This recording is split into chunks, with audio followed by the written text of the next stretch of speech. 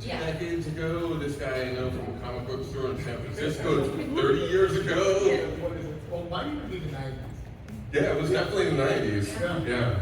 So I'm really looking forward to having this conversation. I'm very thankful you all came and get to partake in this. And I guess we should have some introductions. Yes. This is Camilla. Hi. Camilla's super awesome.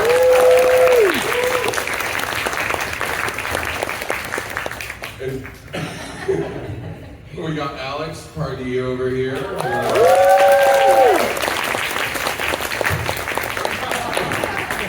don't know what to say about them because like they kind of speak for themselves and a lot. I think it's go on and on. We make weird art. That's what we do. You make weird art, you make weird art. I make weird art. Okay. We make weird art. Talk to weird artists. I talk to weird artists. And then we've got another. We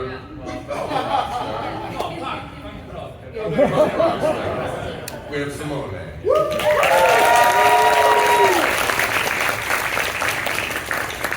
And I'm Huck, and I guess I'm moderator. Huck is an incredible designer in his own right, so don't just think that he's the top. Yeah, he's a legend. You should all ask him first. You were not born, the most of you, and Huck was and Pardee is silent. So don't be humble here. I remember the Pardee's thing, right? You do, yes. I'm old, man. You are. I remember the Pardee thing. Yeah. It's funny, and I I will just mention it because I'm going to loop back to a mention of it later, maybe if it happened. But about 20 odd years ago, the first toy design I ever made was my skull head figure in a red and white striped suit. It was a beautiful design. It was shown to Paul of Kid Robot at the time.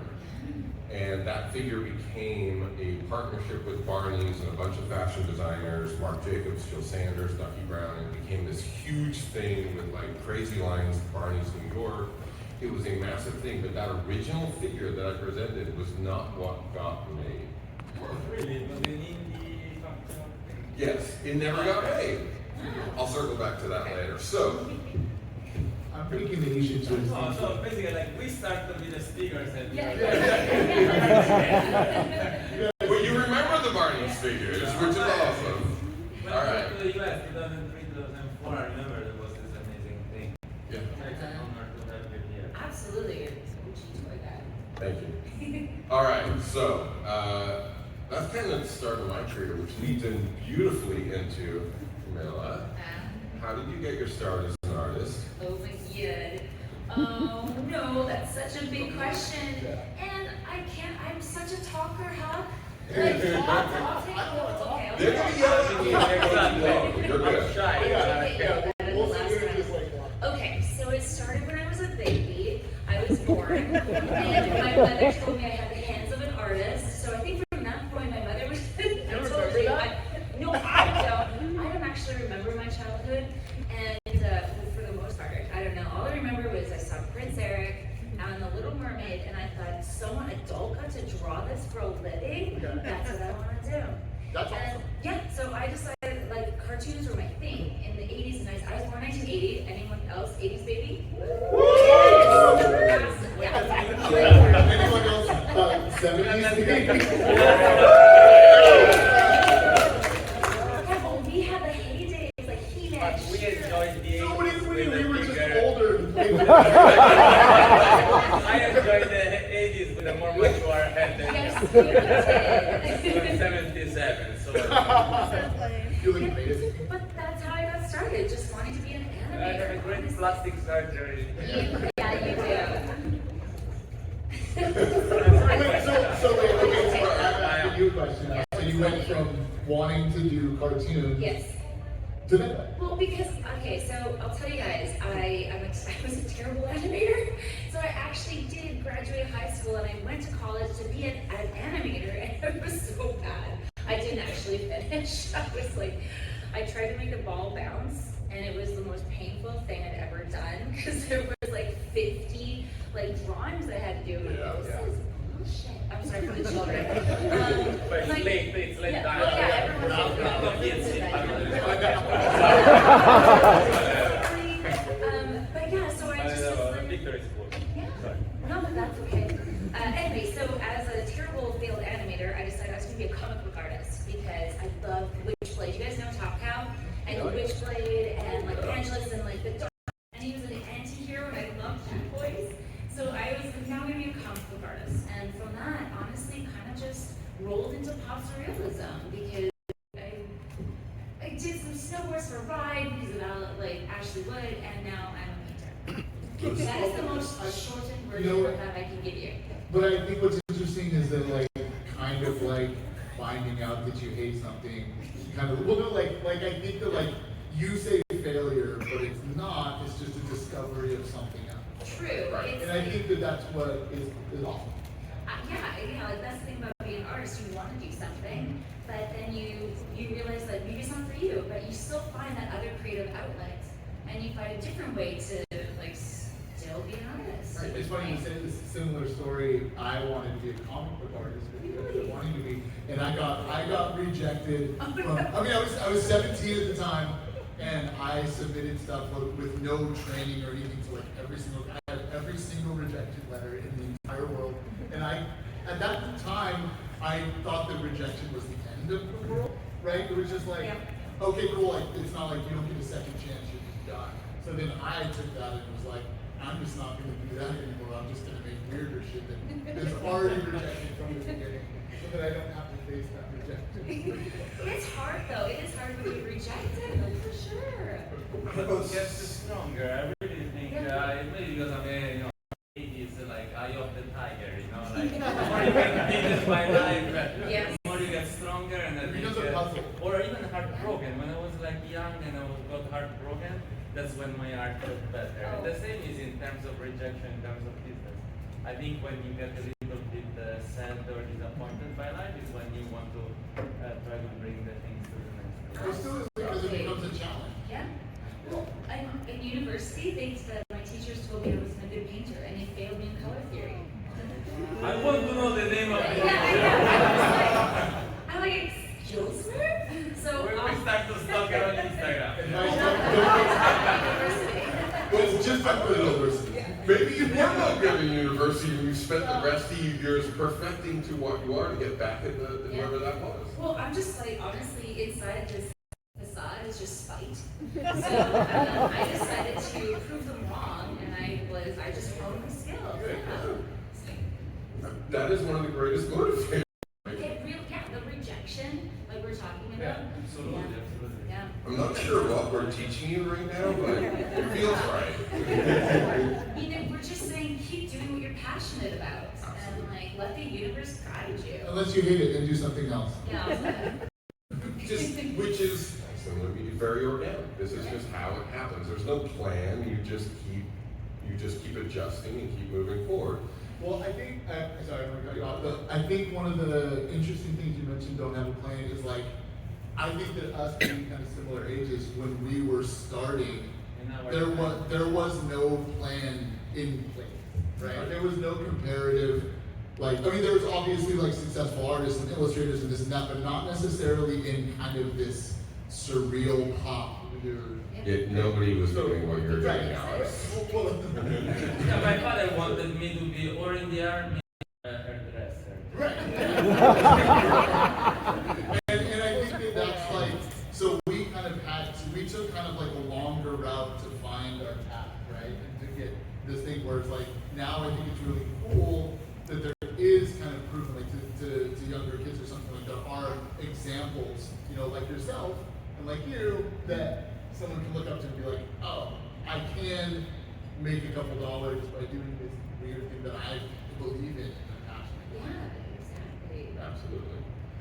I did 2 years of political science before I so just to make you understand how at the time now like pop culture won, entertainment won, but you know in our generation like you know during the 90s, 2000, like to do something creative was a little bit it was like being an artist, like painting or doing something. It was too crazy. So like for example, I did 2 years. I dropped out from political science. I found some little job to you know to pay like a design school, and you know this was like and then the destiny started from there. But now like we say political science, you're crazy. You know, you should do something creative.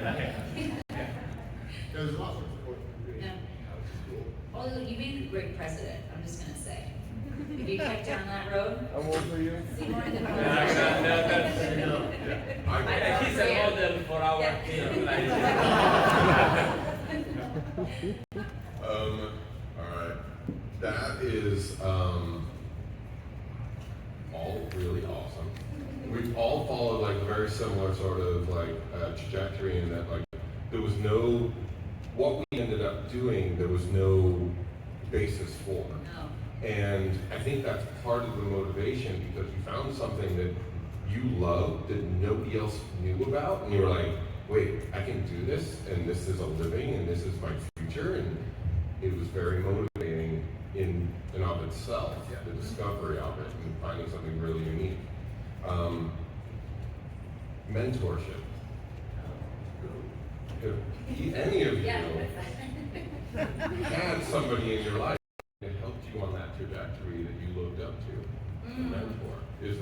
What's that important to your trajectory to where you are today? There's definitely people that have been, I think, more personal influences or personal, you know, kind of guides, but not so much as a mentorship. I was always very recluse. I was very afraid to share my art. This is before social media and all that. Like I was a private artist for quite a long time, and I think that I was even. It's changed, and I don't think this is the right way, but I was even embarrassed to be what I was, right? And I think because there wasn't a lot of that kind of stuff, but yeah, I don't know. No, I mean, we had people who supported us, for sure. But, I mean, my dad, I was saying to everyone just in my last panel that my dad took me to San Diego Comic-Con in 1998. And he, like, had me go, he's like, if you're going to do this professionally, do it professionally. He's like, go do, like, the portfolio reviews. He's like, go talk to professionals. Like, I was so embarrassed with my portfolio. Well, yeah, you grant. It was bad. It was like Pikachu versus darkness. Oh God. Like, what was I thinking? I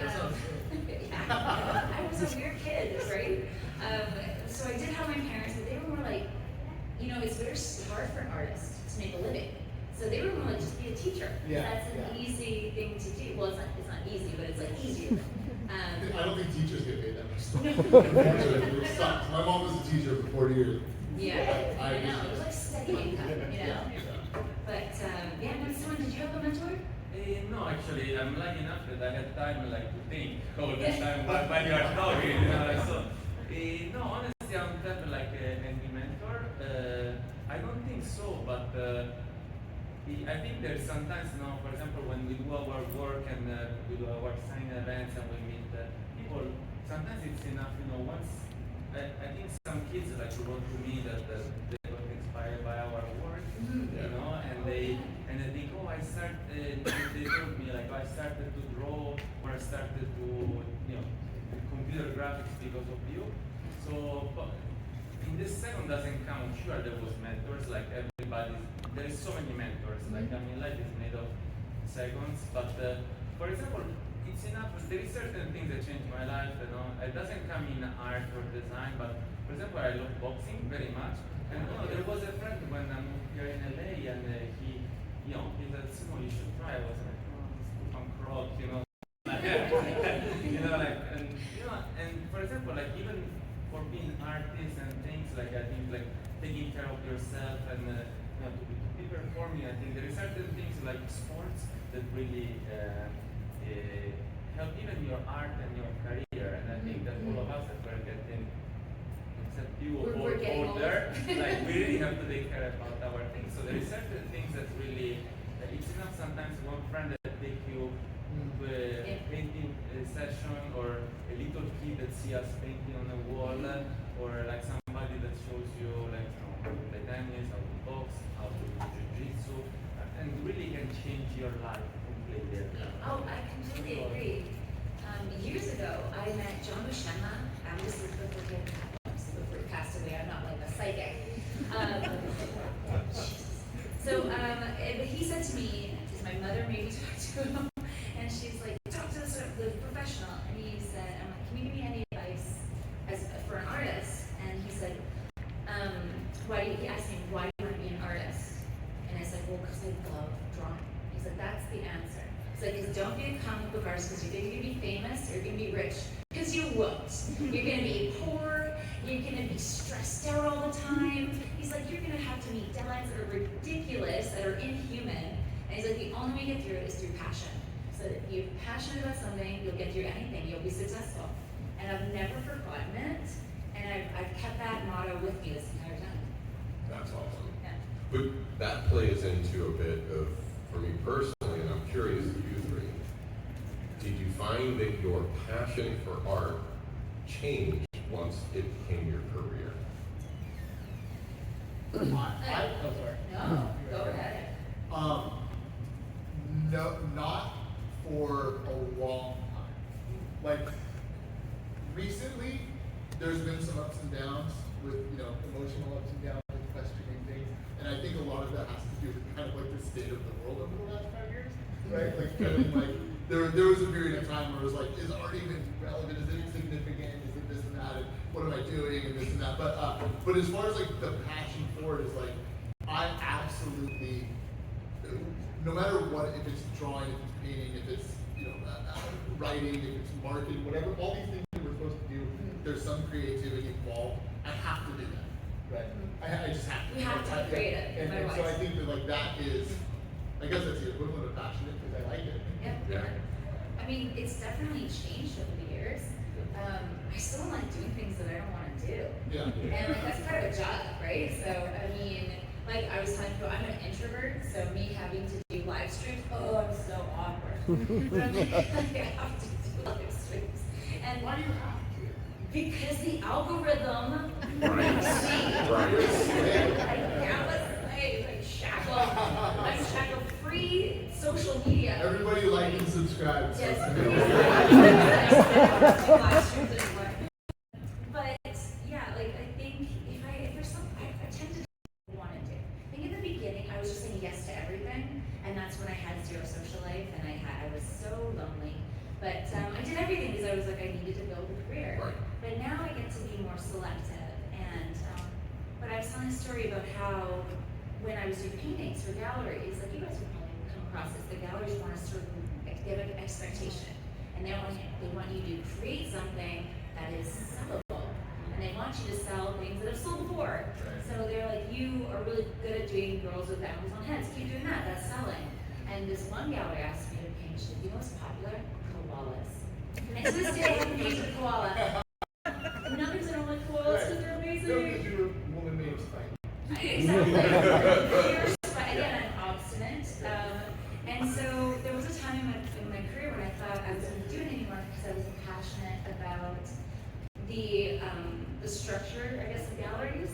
And so then I ended up doing a gallery show with Terry McPherson's gallery, and she just let me do whatever I wanted. And I did these rainbow children, and there was no animals, and it was just girls crying rainbows. And it was who I was in that moment. And from that point on, I stopped editing myself. And I just paint whatever I want.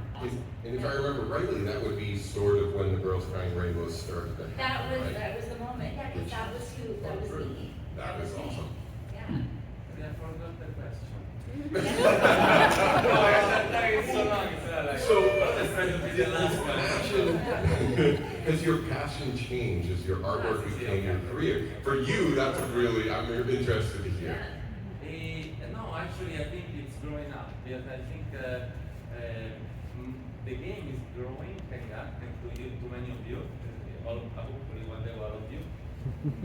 So no, I really wake up very passionate and very happy. I really love my job, and now I think that my audience is increasing, so I feel the pressure that I have to do better, and I feel a little bit that I have to be an innovator. You know, like I always have to go to the next level, and so there is a lot of pressure, but I wake up very, very happy. I love my job so much.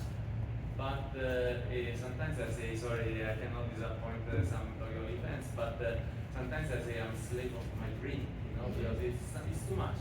Sometimes it's really like 80% is emails, Zoom calls, business meetings, you know, doing some things that are, you know, financial, like, and even like political things between agents and distributors and things. So it's an extremely complicated life, but I wake up always very happy, and I don't want to be like, you know, here, we're under political elections, I don't want to be, but really like, I want to say that the fans coming here, I'm away from my computer, from my iPad for many days, but really meeting the fans, it gets me excited. I just want to, I want to go back and work more, you know, and it keeps my passion going, because like, we are like all like, probably like studio rats, you know, like we're just working.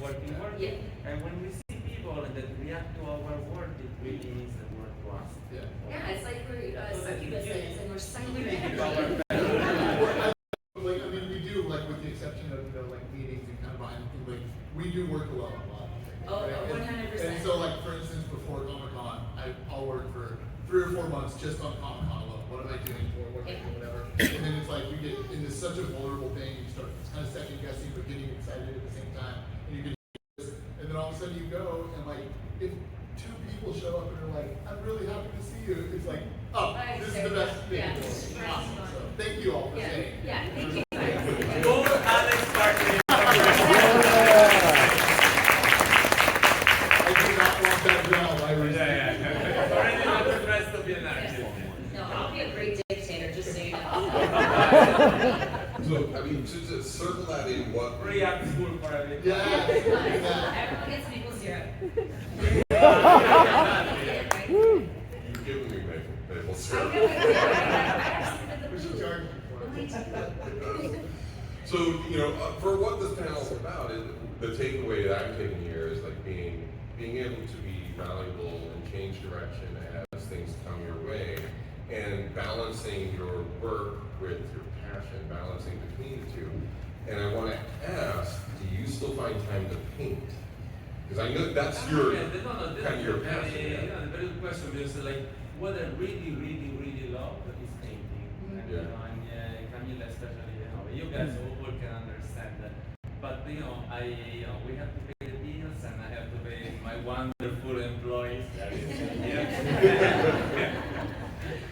And so like, but really what I love is painting, and I try to stretch myself. So my lifestyle is like generally, I live here like 16, 17 years in LA, and the company, the team is still here, my home is here.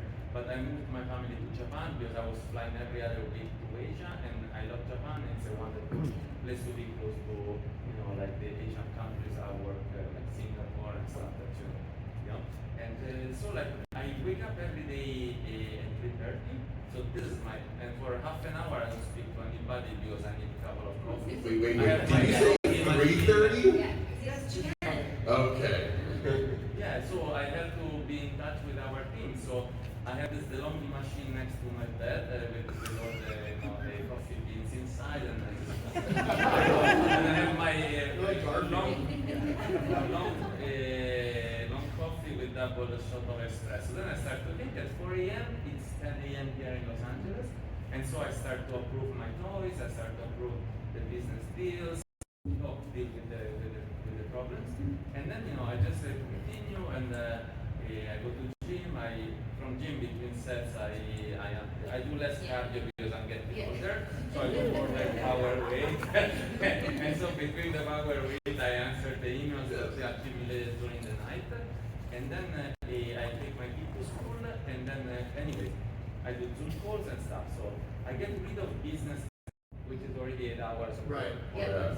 And then still somehow I have energy, so I just try not to eat because I go into food coma, and so in general, thank God I heard about this thing about fasting. I don't know if anybody knows, but it really saved my life, and all my signing events 3 was I was fasted. That's why I was like so fasting. And it was not drugs, it was just like yeah, so anyways, and then after LA goes to sleep, which is 1 p.m., of course I start to slow down, but it's the time I can paint. I don't know if you've seen like my paintings, but I really love to paint, and so like in the afternoon, this until 7 p.m., and then I have 2 kids, so that's the toughest part of my life. Like I try to dedicate a lot to my kids. I have a question for you. How long did it kind of take to realize that you kind of schedule to be productive? Like how long did it take you to get to there? No, it came sort of natural because first of all, like we all had this unfortunate bracket of the COVID, so everybody would more, like less partying and more responsible and loved in their home. I'm so sorry, 10 years And then ago. we're getting old, just so I don't party anymore. To be honest, like I party when I travel around to see friends and stuff, but I'm extremely disciplined in everything I do. So like I try to be regular. Somebody comes to tell you that I love, okay, I just like break the rules. But in general, like I'm a very disciplined person. I think it's just to complete, like when you think about artists that get successful, and some of us, we are like, I think we're all successful somehow, and like it's very important. It's not just the talent, but discipline is something Absolutely extremely important, I think. This discipline, I think, for me, I got misconstrued with sacrifice, I think, for a long time, right? Like where I was like, no, I have to sacrifice them, right? And I have to sacrifice personal relationships, I have to sacrifice eating right, and I have to sacrifice all this stuff because I need to work and stuff. And then that slowly became, into discipline, right? And I landed in LA, I couldn't sleep. I was, like jet lagged. I watched Cobra Kai, so I was like, all about discipline, just insane, Well, I mean, the discipline is you're right, and the sacrifice is different. And I think in the beginning of my career, I didn't know that I was sacrificing so much. Right. Because I wasn't socializing during university. Well, everyone was playing video games and all that. I was just focusing on my skills, and I was getting published, and so I didn't cultivate any relationships back then. And like I said, I was so single. A lot of my art was crying, and you can tell why. I was like, I'm so lonely. But I'm curious about that because we all have that sort of same trajectory where we went through that early period of like, you've got to do the grind, you've got to put in the time. You do have to take care of yourself. That's true. Yeah, that's true. But we all did put in that grind, and I think getting through that grind was an important part of the process to then getting to where we are and the success we had. So while you have to balance it and be healthy, you do got to put that grind in. Absolutely. I think it's a little different now. Like before the pandemic, I think there was one year I did 16 conventions in 1 year, and I was like, oh my, I know. I was like, oh God, it was too much. And then the pandemic almost forced me into retirement, and I'm like, what? I don't have to go anywhere. Oh my God, I'm not going to a flight. I'm not getting pulled into secondary customs. Like, what do I do with myself? Then that's when I discovered my work-life balance, actually.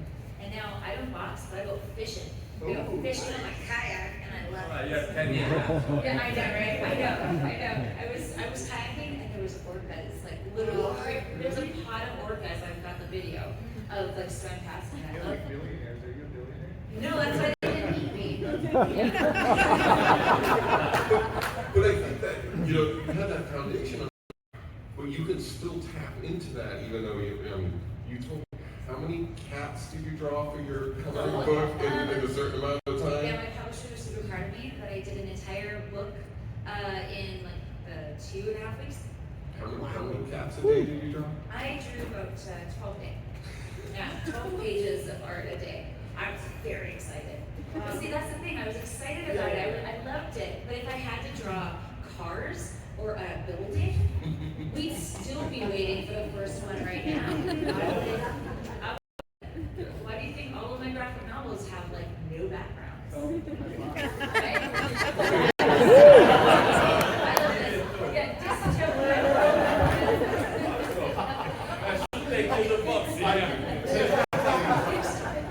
So the working hard and the passion is that is like Yeah, well, you too, right? Yeah, absolutely. Like I did the same. In the schedule, I used to be, and I'm sure you probably all were too. You were the late night creator. Yes. Like I wouldn't start being able to like get into my zone until like 9, 10 o'clock at night. When it's 12, 1 a.m. and the city's quieting, that's when you really got into your zone working. Yeah, 11 to 5 a.m. was like my. I used to Like I think like remember when Taco Bell's had fourth meal? Like that was me. Like holy shit, I have a new meaning of food. It's awesome. I don't do that anymore. No, but Because you can't. I think maybe it's just as we got older, you had to, Yeah. and also the amount of stuff coming at you, the amount of emails and conversations and projects and everything, you really had to like come to a focus and like put some discipline in your life to handle it all. Yeah. I'm gonna just look at time here. All right, I want to jump on to sort of. All night we can hang out. It's extended. There's somebody with a clipboard around here that's not going to let me do that. I'll just sit on the next panel. Yeah. What's over here? On with the next one. Yeah. There's a couple of like kind of key questions I want to make sure we get time into. One of them is, how has your idea of what success means changed as you've grown through your career? Like, what was success for you when you started versus what is success for you now?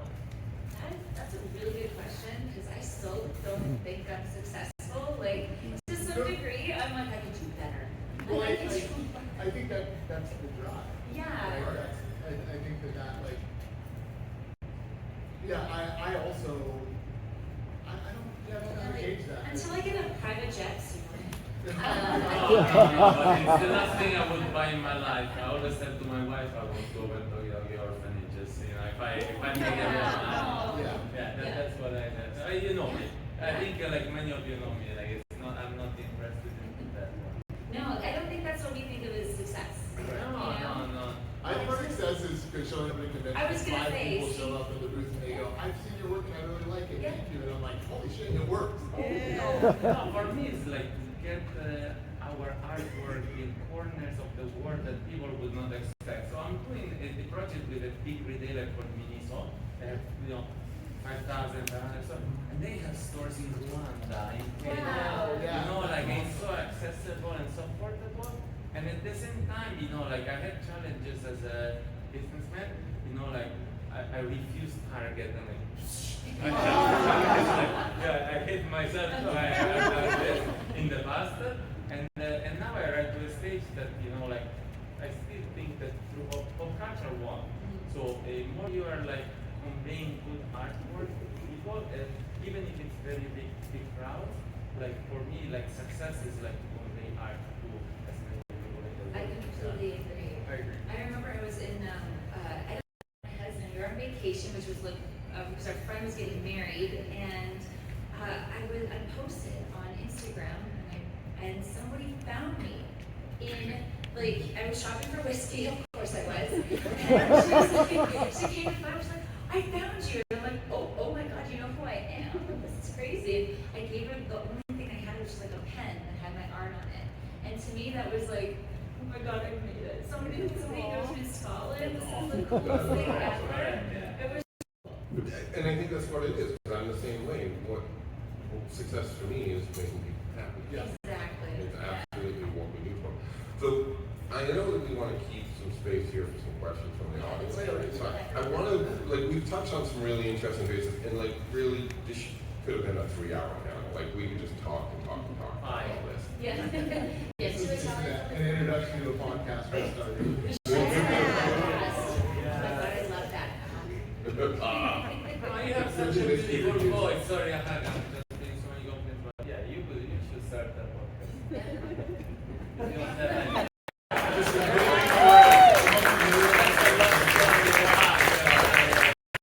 Don't you have passion for it? That's another stress, man. If I'm doing the stress of a podcast. I did a podcast for a short while with Mark Berkey from Adventures in Design, and I love talking with him. And recently I reached out to fans and did a sort of a little survey of people and one of the things that kept coming back was, hey, I really loved your podcast, or like I discovered you through the podcast, and I was like, oh, I kind of forgot. Like, all right, taking into consideration. So we thought, with this accent, I cannot start a podcast for sure. to be honest, I was where you were that far down, so far away from me when we were going to be talking here. We have been there. I will sit next to you. If we could give some advice to aspiring artists in our audience, what we've talked about a lot of, like, our drive, our passions, our success, balance. Is there anything specific to you that you would want to give as advice to somebody else getting started? No, except me? Oh no, okay. I would say, honestly, do what makes you passionate and don't edit yourself. Because, oh my god, please don't do art you think that because you think it's popular. Because you'll fail every single time. If you're gonna create something because you think that someone's gonna like it, there's no passion in it, there's no soul in it. You can tell artists, you tell art that's just kind of like, oh, they're like, well, this is popular and this style is popular, and then they kind of try to do something, and you're like, what does this mean? Like, what's the significance? But I mean, so that would be my advice. Yeah. I think that's great. I think on that same note, like, I don't want to sound grim or kind of discouraging or anything, but I think if passion still comes into play a lot, right? Like, art is something, and I think this goes with music, and I think it goes with filmmaking, and I think it goes with anything. It's like the passion is going to drive you, and if you can keep your expectations for success low and live within your means during that time, it's like super important, because I think that now one of the things that I see, especially with like younger kids that I talk to, like, the internet, as great as it is, it also kind of messes up people's perception of success and like, you know, overnight success, I guess, or like going viral, this and that kind of stuff. So like, if you're doing something because you think the algorithm is going to pick it up, or you think that this is what people are going to like, and then it doesn't click, and then that is like frustrating you, then like this might not be the equivalent of passion, right? Exactly. So then Yeah. re-explore those passions. Yeah, don't do it for the likes. Yeah. Right.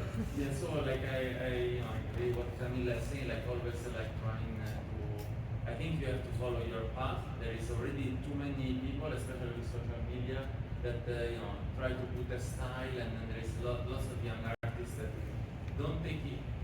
I think you shouldn't take inspiration just from other artists. I think other artists should be a motivation, but not an inspiration. Great. I think you have to find your own way of communicating.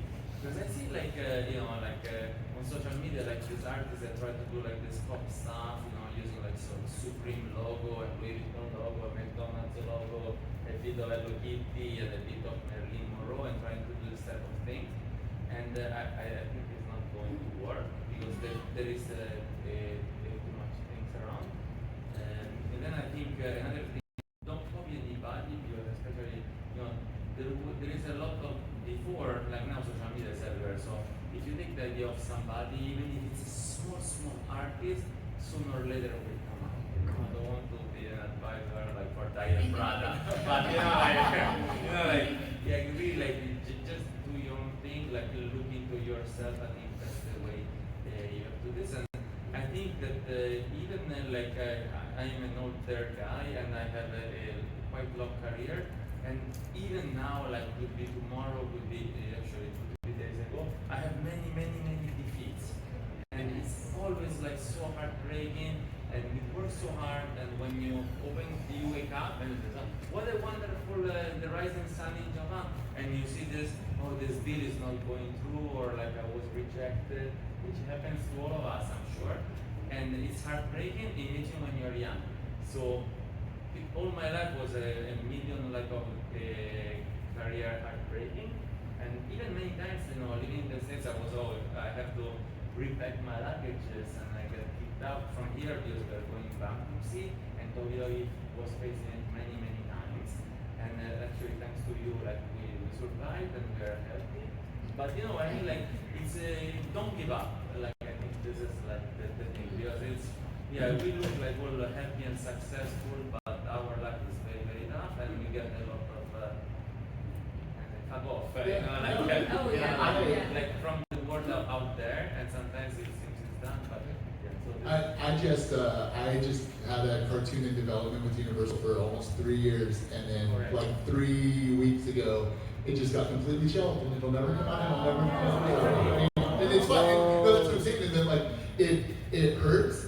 And then you go, oh man, that really sucks. And then you go, well, it now becomes a challenge. It becomes that puzzle where it's like, well, I'm gonna do it again. I'm gonna try it again. You do it again. I liked it. It's fun. No, and we're in our animation, but before that, it was, there was some change in some heads on a major platform, which I shouldn't mention in Comic-Con because I have still to be a politician. But yeah, like my animation was rejected, like a couple of times because there was some changes in this, and my heart was so broken, and I came Warner Brothers, and then we get rejected, and then they came back because they had so many changes, and like we go to this thing, and you get so deflated and so heartbroken, and and then you have to keep on answering the other emails, and you have to keep on doing things, and just so for many of people, maybe it's deep here, like just have to keep on going. It's tough. Yes. It's not easy. No, absolutely. Yeah. I just want to touch on one piece you were talking about first was the being inspired but not copying. Another thing I found that I think was important was you can go through your Instagram feed and find all the artists that inspire you, and it's great to have inspiration. It's great to see somebody else's work that you love, and you're like, I wish I could do that. I want to do that. But I found when it's time to create, you have to turn that all off. 100%. You have to find your own desire, your own output. And if you're looking at somebody else's, even if you're not trying to copy, when you're working on your own, it's going to get in your head in a way. Right? And if you think it's terrible when you're doing it, you're like, oh, I want to, copy this because it's cool. And then you're like, what I do is terrible. Just embrace the terrible and do the terrible the best that you can. All right. So I think I left enough time for some questions from the That's an audience. excuse for me being terrible. Terribly awesome. Yep. So I see some hands. Go for it. I'm just wondering how you all approach deadlines. Like if it's a deadline you set for yourself, or if it's a gallery or something. I mean, when you work in the creative field, sometimes the ideas come really quickly, and sometimes you're just staring at a blank page and nothing comes, but you know that you have to like turn something in. So like, how do you guys work through those blocks when you don't have an idea right away? That's a good question.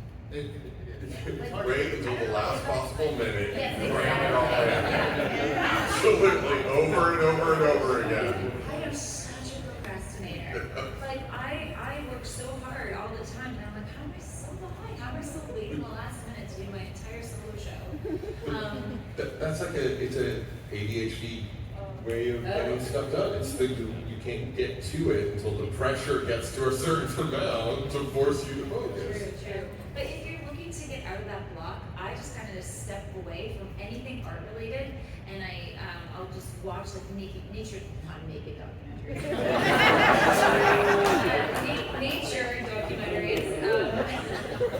I've stopped listening to Sex and Supernatural books. But, so yeah, kind of like that. Well, just watch a Miyazaki movie or watch something that you love and just get out of it. And then I tell you, you'll get inspired at the very last minute. It's a very bizarre thing. I have a very similar thing where like I will, if I have a deadline, I'll be like, I need to set a deadline so far in advance, right? I'll only take this job if the deadline is this far in advance. And it does not matter. It doesn't matter. I'm going to wait until 2 weeks at a time, 1 week at a time, something. And the whole time I'll be worried about it. And then I think for me, a deadline forces me to not second guess. Right? And so like if you give me a deadline so far ahead, I'm just gonna think about it, overthink about it, and start over. And I'm spending way too much time and energy on something that ultimately is I'm gonna end up not second guessing at the end of the journey. Yeah, absolutely. I mean, deadlines get me to the finish line of the project because you can't keep changing or updating or whatever it is. That's absolutely true. Yeah, no, so like, yeah, exactly. You have no choice. I know, like for me, it's like how my life is. And I work on so many levels. Could be fine art, could be, like some toys, could be things, and like I have so many partners and licensees. Who puts more pressure on me and how it gets? Depends on how much, like whoever pushes me more, like the squeeze the lemon and the idea has to come out. There is no choice, like sometimes it's not perfect, like we have to admit, but exactly when the game starts to get bigger, like the pressure is bigger, so you want to do a better job than before. Before when you were doing 300 toys, 500 toys, and now I feel like I have like so many eyes on me, and there is no choice. I don't know, it just happens. But it means like exactly like Saturday, Sunday, toilet time, you're on the bed time. You just think about it all the time, and I'm sure all of us will have the same. Like there is not an 8-hour job. It's just like you think about it all the time. You walk, you did. Maybe you go to a park. Like I always go close to the Kawa River in Kawasaki where I live, and like there's no choice. It's like showing up to punctuality of work, and so this is our punctuality is the delivering the job. Awesome. Okay, I think we got time for one more question. How did you get good at running a business? Oh my God. We're gonna need another hour. That never happens. That's rough. I'll start. Please start, because I'm listening. So, I was so overwhelmed with having like all these contracts that I had to like read. And my sister was in business; she was in finance, and so I actually asked her for help, and she taught me a little bit. And then after my sister helped me out a little, I really discovered that more than half of what we do is business, and you have to always have a contract. You have to always get money, like at least half up front. Take a business course, honestly, now, like, it's so important to protect yourself in business. If you're not good at business, you won't be successful, unfortunately. I didn't set out to be a business owner or to have employees, but I do. And I'm like, what? I just wanted to draw, like, dragons and spandex. I know, I don't. God, don't. Sales tax? I know. How many different counties in the state have different sales taxes? I know, and I'm from Canada, so I have to pay like California state tax, my own federal tax. Ugh, I am going to be a dictator. Just so I don't have to pay tax anymore. Camilla, I ever told you how much I love Canada? I was supposed to learn English in Canada when I was 15, 16, Really? 17. I went 3 months every summer to learn English in Canada. In Pickering, a little town close to Toronto. So I had all my home in Rome, like the canyon flags. So sorry, that's a little personal. I should have dinner later, but Absolutely. We have 1 minute left. Oh, I have no answer. No answer.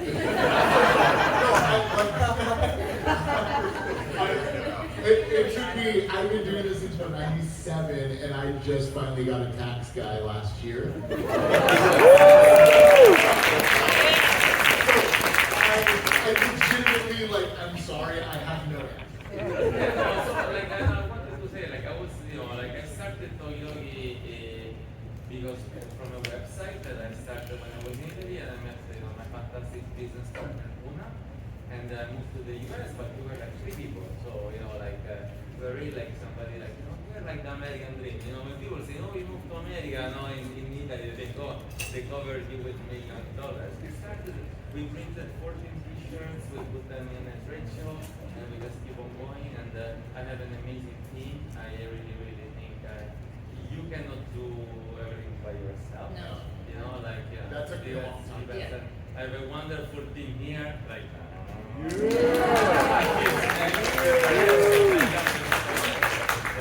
and they came here. Why you are not drinking now? Always for you. So Simone's answer is, well, partner with somebody that's good with business. Yeah. Yeah. Yeah, and as I told, I deal with business, for example, like we have business in China, in Indonesia, Singapore, so I have, you've seen some pictures of me with a suit, Never. So I have to look respectable with certain people. I cannot be always punk rock like here. He doesn't have to look respectable for Unfortunately, us. it's very disturbing, but I think that business is creativity as well. I strongly think that because you can always create certain connection, you can inspire people, Yeah. marketing, and it's like, oh yes, I think I can do slot machines with your artwork. Yeah, it's sometimes you inspire some more corporate people to to be more crazy like we are, and this is what I love of business, and that's why I never missed a single licensing show. Oh, we're getting the. cops. We're getting the. The cops are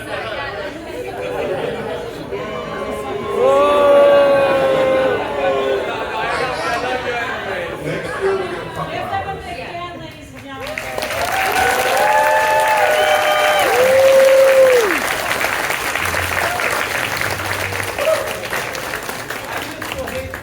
But I love it.